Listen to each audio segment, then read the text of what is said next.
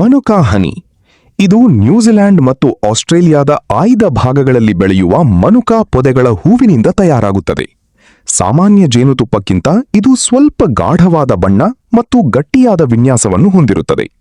ಇದರ ವಿಶಿಷ್ಟವಾದ ಮಣ್ಣಿನ ಸುವಾಸನೆ ಮತ್ತು ಸ್ವಲ್ಪ ಕಹಿ ಮಿಶ್ರಿತ ಸಿಹಿ ರುಚಿ ಇದನ್ನು ಜಗತ್ತಿನಾದ್ಯಂತ ಪ್ರಸಿದ್ಧವಾಗಿಸಿದೆ.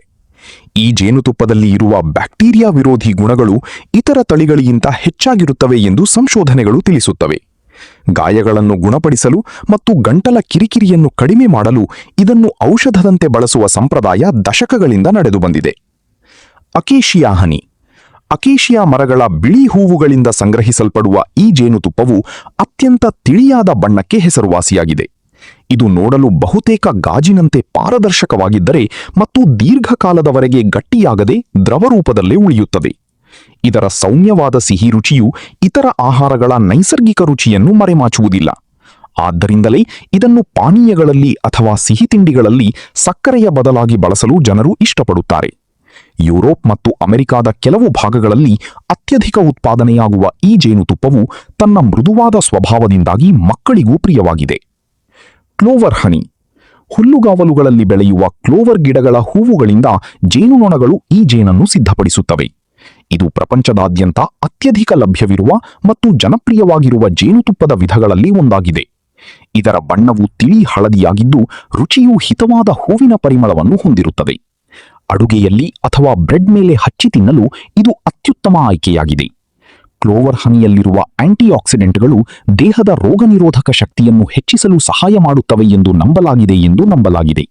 ಸಾಮಾನ್ಯವಾಗಿ ಮಾರುಕಟ್ಟೆಯಲ್ಲಿ ಸಿಗುವ ಹೆಚ್ಚಿನ ಜೇನುತುಪ್ಪಗಳು ಇದೇ ಗುಂಪಿಗೆ ಸೇರಿರುತ್ತವೆ. ಬಕ್ವೀಟ್ ಹನಿ. ಬಕ್ವೀಟ್ ಎನ್ನುವ ಧಾನ್ಯದ ಸಣ್ಣ ಬಿಳಿ ಹೂವುಗಳಿಂದ ಈ ಗಾಢ ಬಣ್ಣದ ಜೇನುತುಪ್ಪವನ್ನು ತಯಾರಿಸಲಾಗುತ್ತದೆ. ಇದು ನೋಡಲು ಕಾಫಿಯಂತೆ ಕಪ್ಪಾಗಿರುತ್ತದೆ ಮತ್ತು ಇದರ ರುಚಿಯು ತುಂಬಾ ಪ್ರಬಲವಾಗಿರುತ್ತದೆ. ಸಾಮಾನ್ಯವಾಗಿ ಸೌಮ್ಯ ಜೇನುತುಪ್ಪವನ್ನು ಇಷ್ಟಪಡುವವರಿಗೆ ಇದು ಸ್ವಲ್ಪ ವಿಚಿತ್ರ ಎನಿಸಬಹುದು, ಆದರೆ ಇದರಲ್ಲಿ ಕಬ್ಬಿಣದ ಅಂಶ ಮತ್ತು ಪೋಷಕಾಂಶಗಳು ಸಮೃದ್ಧವಾಗಿವೆ. ಶೀತ ಮತ್ತು ಕೆಮ್ಮಿನ ಸಮಯದಲ್ಲಿ ನೈಸರ್ಗಿಕ ಔಷಧಿಯಾಗಿ ಇದನ್ನು ಬಳಸುವ ಪದ್ಧತಿ ಹಳೆಯದು. ಮನುಕಾ ಹನಿಯಂತೆಯೇ ಇದೂ ಕೂಡ ತನ್ನ ಔಷಧೀಯ ಗುಣಗಳಿಂದಾಗಿ ಹೆಚ್ಚು ಮೌಲ್ಯವನ್ನು ಹೊಂದಿದೆ. ಬೆಣ್ಣೆಯೊಂದಿಗೆ ಅಥವಾ ಗಟ್ಟಿಯಾದ ಧಾನ್ಯದ ಆಹಾರಗಳೊಂದಿಗೆ ಇದರ ರುಚಿ ಅದ್ಭುತವಾಗಿ ಹೊಂದಿಕೊಳ್ಳುತ್ತದೆ. ವೈಲ್ಡ್ ಫ್ಲವರ್ ಹನಿ. ಇದು ಯಾವುದೇ ಒಂದು ನಿರ್ದಿಷ್ಟ ಹೂವಿನಿಂದ ತಯಾರಾಗದೆ ಕಾಡಿನ ವಿವಿಧ ಜಾತಿಯ ಹೂವುಗಳ ಮಕರಂದದ ಮಿಶ್ರಣವಾಗಿರುತ್ತದೆ. ಜೇನುನೊಣಗಳು ತಮ್ಮ ಸುತ್ತಮುತ್ತಲಿನ ಪರಿಸರದಲ್ಲಿ ಸಿಗುವ ನೂರಾರು ಬಗೆಯ ಕಾಡು ಹೂವುಗಳಿಂದ ಇದನ್ನು ಸಂಗ್ರಹಿಸುತ್ತವೆ. ಈ ಕಾರಣದಿಂದಾಗಿ ಇದರ ಬಣ್ಣ ಮತ್ತು ರುಚಿಯು ಪ್ರತಿ ಹಂಗಾಮಿಗೂ ಬದಲಾಗುತ್ತಾ ಇರುತ್ತದೆ. ಒಂದು ಪ್ರದೇಶದ ಪರಿಸರ ವ್ಯವಸ್ಥೆಯ ಸಂಪೂರ್ಣ ಸಾರ ಈ ಜೇನುತುಪ್ಪದಲ್ಲಿ ಅಡಗಿರುತ್ತದೆ ಎನ್ನಬಹುದು.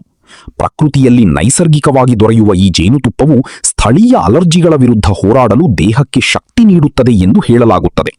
ನೈಸರ್ಗಿಕ ಸಮತೋಲನವನ್ನು ಕಾಪಾಡಿಕೊಳ್ಳುವ ಈ ಜೇನು ಅತ್ಯಂತ ಶುದ್ಧ ರೂಪದಲ್ಲಿ ನಮಗೆ ಸಿಗುತ್ತದೆ.